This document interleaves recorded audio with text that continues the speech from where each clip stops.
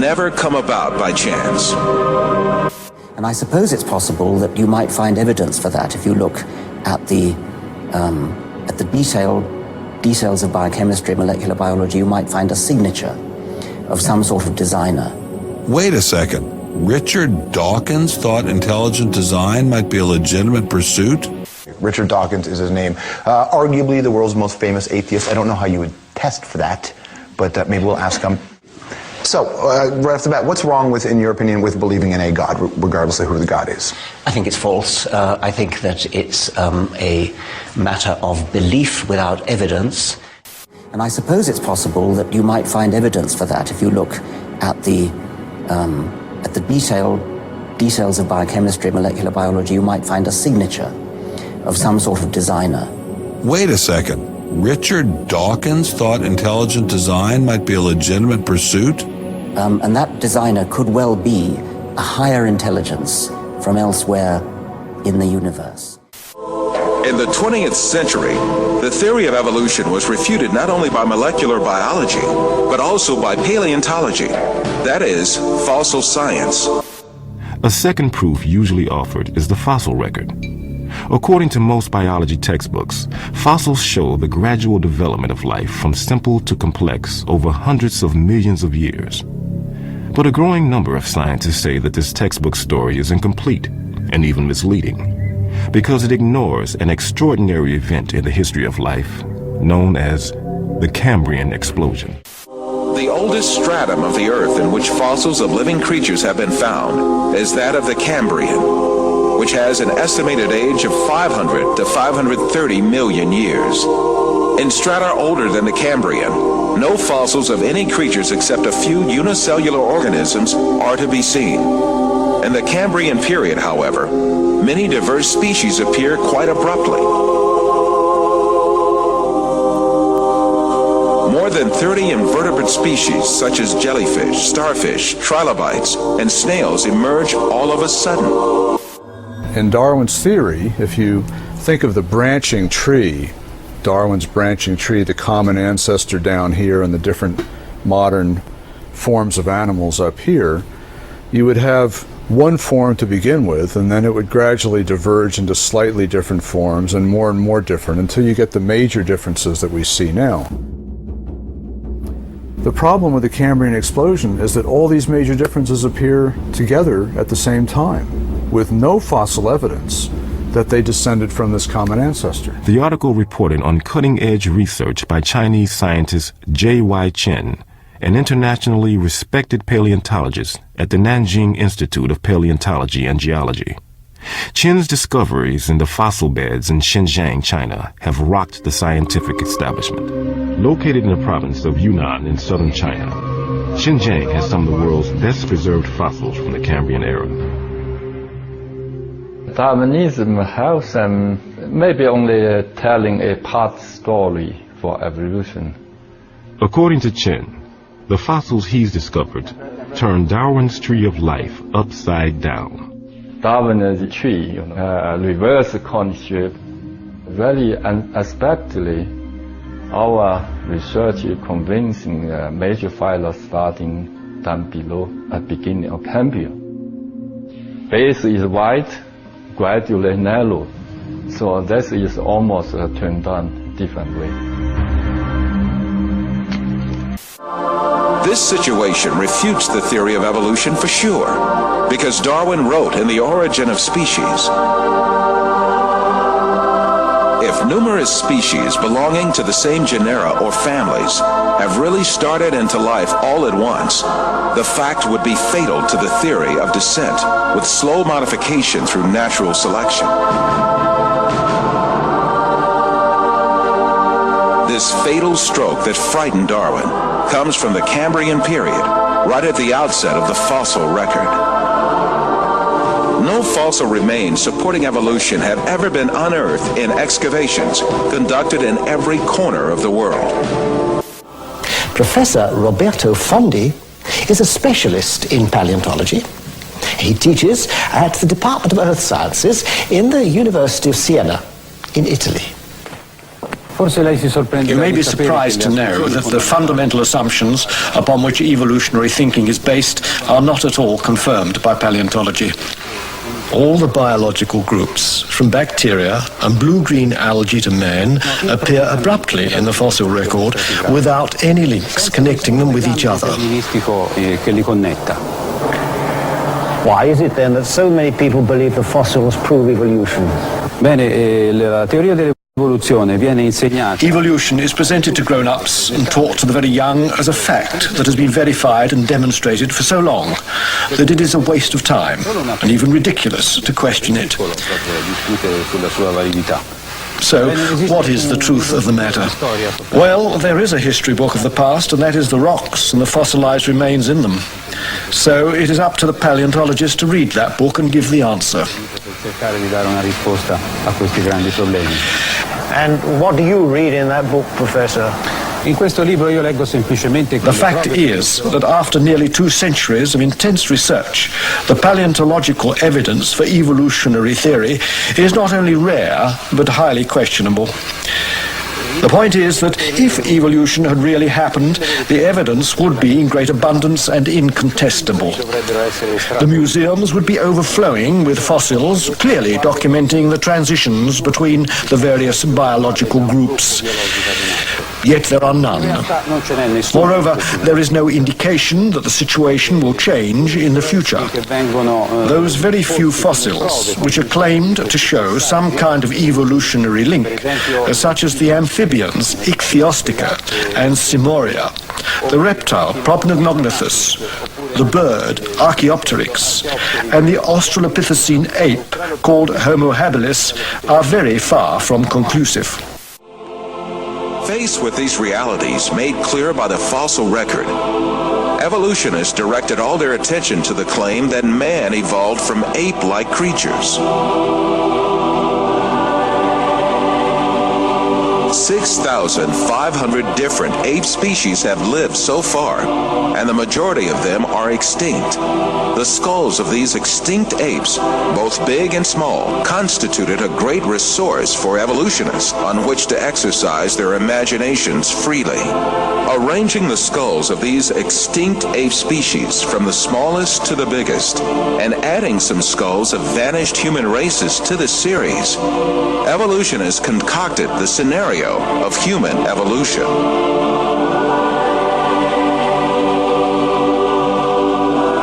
The most important role of this scenario is given to the extinct ape species called Australopithecus. The first Australopithecus fossil was found in 1924 by a paleontologist named Raymond Dart. Since then, evolutionists argue that this ape species, the name of which means southern ape, is a man-like creature. However, when Australopithecus and chimpanzee skeletons are compared, it is seen that there is no important difference between the two. In the face of this fact, evolutionists hypothesized that Australopithecus walked upright on its 2 feet, differently from other apes. However, 2 world-renowned anatomists, Lord Solly Zuckerman and Professor Charles Oxnard, refuted this allegation. Simply put, Australopithecus, advanced as the ancestor of man by evolutionists, is merely an extinct ape species.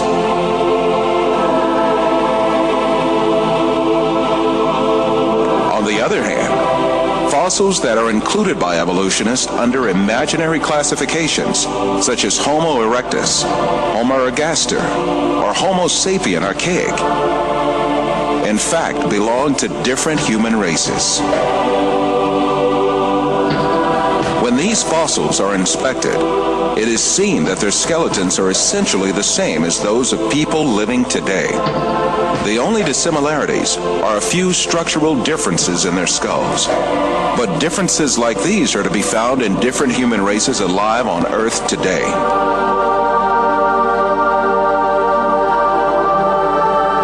The famous evolutionist paleontologist Richard Leakey admits that the difference between the skulls classified as Homo erectus and those of modern men is only racial. These differences are probably no more pronounced than we see today between the separate geographical races of modern humans.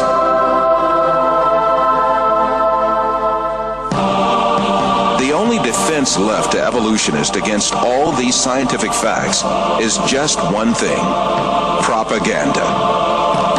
The baseless scenario of the human evolution is imposed on the public by means of imaginary drawings that appear in evolutionist publications. In these drawings, creatures with hairy bodies and simian features are decked out with overtones of human-like motifs. The given impression is that these half-man, half-ape transitional forms did live once. From time to time, drawings that present snapshots from the social life of these creatures are made. These misleading drawings are introduced in a particular sequence to engrave the scenario of the human evolution on the subconscious of society. Even in the most famous scientific publications, there frequently appear such window dressings called reconstructions and imaginary family tree drawings made by their inspiration.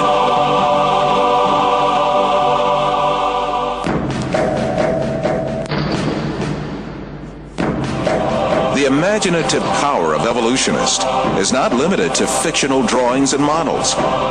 They go even further and shoot movies in which imaginary half-man, half-ape creatures act. However, all of these are pure deception. The only evidence at hand is generally nothing more than a few skull fragments or a tibia. The hair, skin, nose, ears, lips, or other facial features of a living being cannot be determined from its bone remains.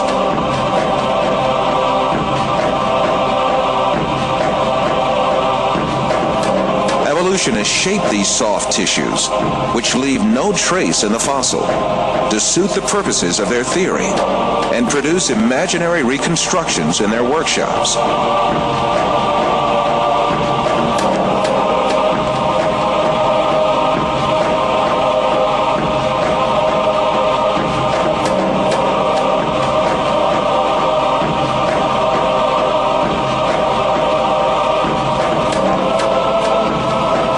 Houghton from Harvard University states that these drawings have no scientific value. You can, with equal facility, model on a Neanderthaloid skull the features of a chimpanzee or the lineaments of a philosopher. These alleged restorations of ancient types of man have very little, if any, scientific value and are likely only to mislead the public. Evolutionists go so far in this subject that they can even invent very different faces for the same skull. The three entirely different reconstructions made for the fossil called Zinjanthropus is a famous example showing how persistent evolutionists are in producing these false masks. Evolutionists engage not only in drawing and modeling tricks, sometimes they commit deliberate forgeries. The most famous of these frauds is the Piltdown fossil, introduced in England in 1912 by an evolutionist named Charles Dawson. This fossil was presented as the most important transitional form between ape and man and was displayed in museums for more than 30 years. Experts who re-examined the fossil in 1949 discovered that it was a forgery that had been produced by attaching an orangutan's jaw to a human skull.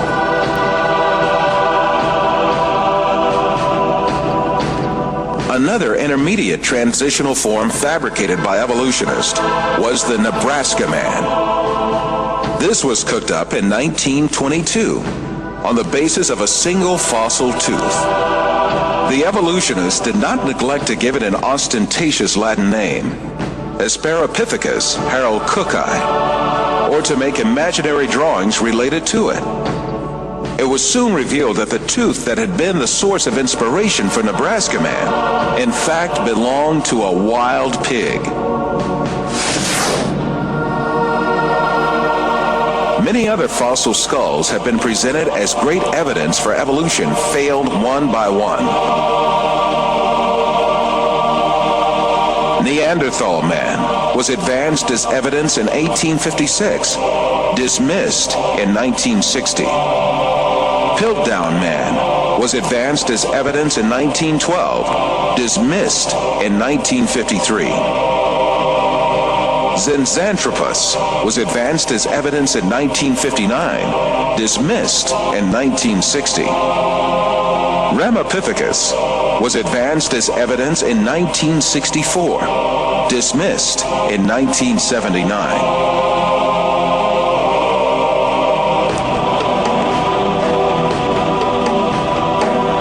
Despite all these facts, these skulls are still presented to the public through the media and in some evolutionist textbooks as if they were scientific facts. In many countries, an important part of the society supposes that evolution is a proven fact. A great deal of this so-called evidence of evolution, much of which has been dismissed by evolutionists themselves, is still presented to school children in their textbooks, where they are depicted as the ancestors of man.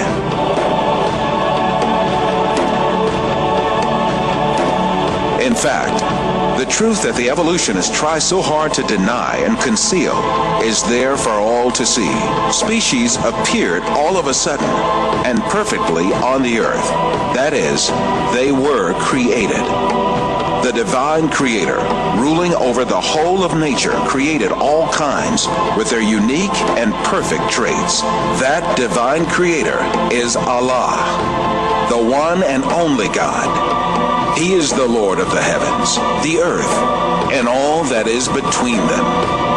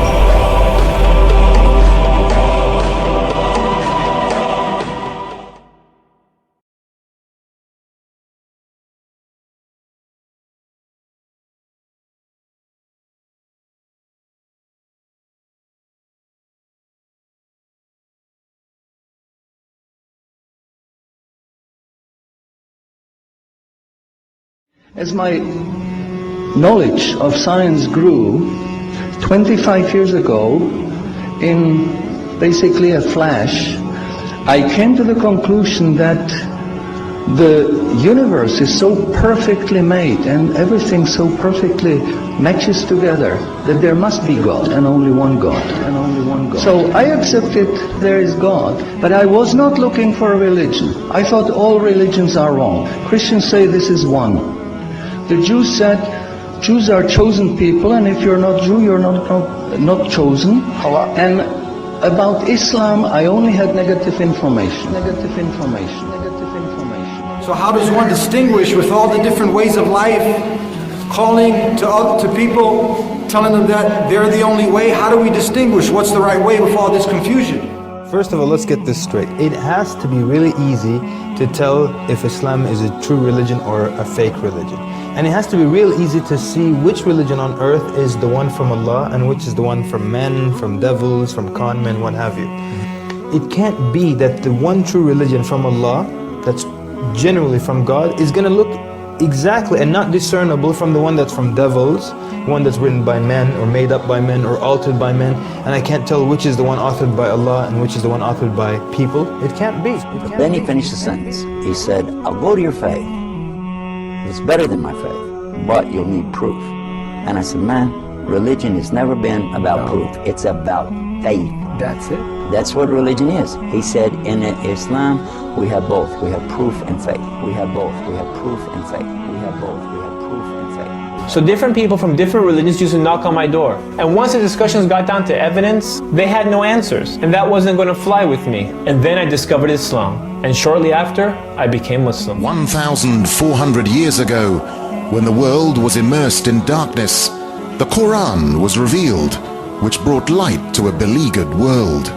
And whereas the earlier books came with many scientific mistakes, due to the hand of man having delved into them, the Quran had none of these contradictions. The world thought there could be no reconciliation between religion and science. But the Quran mentioned many scientific facts in great detail, like how a human being developed in the mother's womb.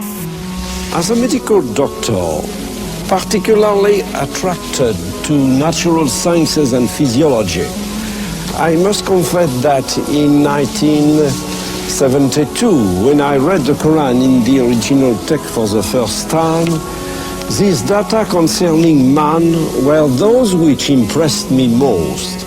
Muhammad could not have known these facts about human development in the 7th century because most of them were not discovered until the 20th century. Muslims and others are justified in concluding that these facts could only have been revealed to Muhammad by the one who knows all about us, not only about how we developed, but how we live and function. And described other scientific facts which amaze the world's renowned scientists. Actually, I'm very much impressed by finding true astronomical facts in Quran. I personally can't see how this could be a mere chance. There are too many accuracies. And like Dr. Moore, I have no difficulty in my mind reconciling that this is a divine inspiration or revelation which led him to these statements. Let me go straight to the second argument, which is about the miraculous nature of the Quran. The Quran being a signpost to the transcendent.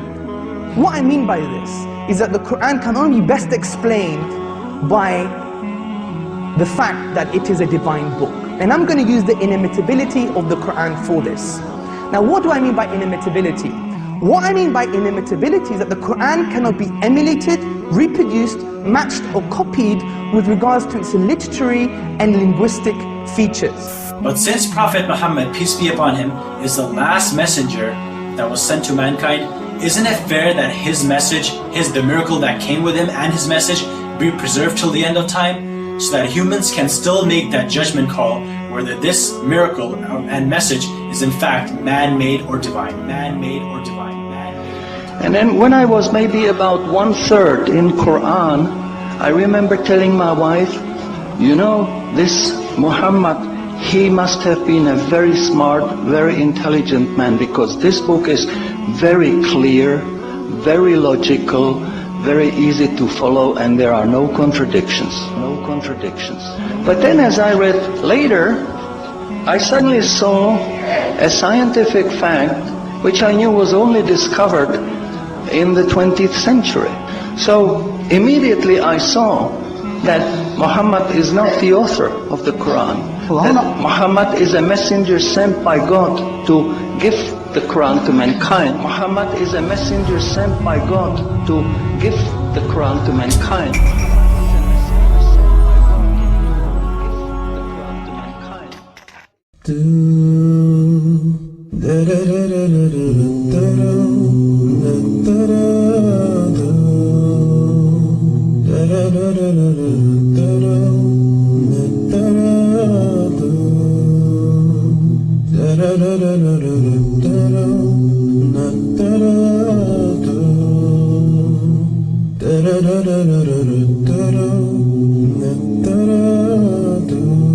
I used to live a life alone, living it just for me, and I had no idea this life would judge my eternity. I look at myself, and I wondered who created me. I had to open my heart and open my mind and open my eyes to see. Open my eyes and see the existence of what's surrounding me. It's more than just chance. It's more than just coincidence. You look around and see the earth, the moon, the sun and the sky, a beautiful creation of Allah. So how could you deny? How can you deny the oneness of Allah? Allahu Akbar. How can you deny the oneness of Allah? Allahu Akbar. How can you deny the oneness of Allah? Allahu Akbar. How can you deny the oneness of Allah? Allahu Akbar. Lift your head and look up above, and you see it so clearly. The stars that glitter all around, the birds that fly over me. I see the rain fall from the sky, and see a seed become a tree. Lift the veil from your heart, worship Allah and you succeed. You surely will succeed. Open my eyes and see the existence of what's surrounding me. It's more than just chance.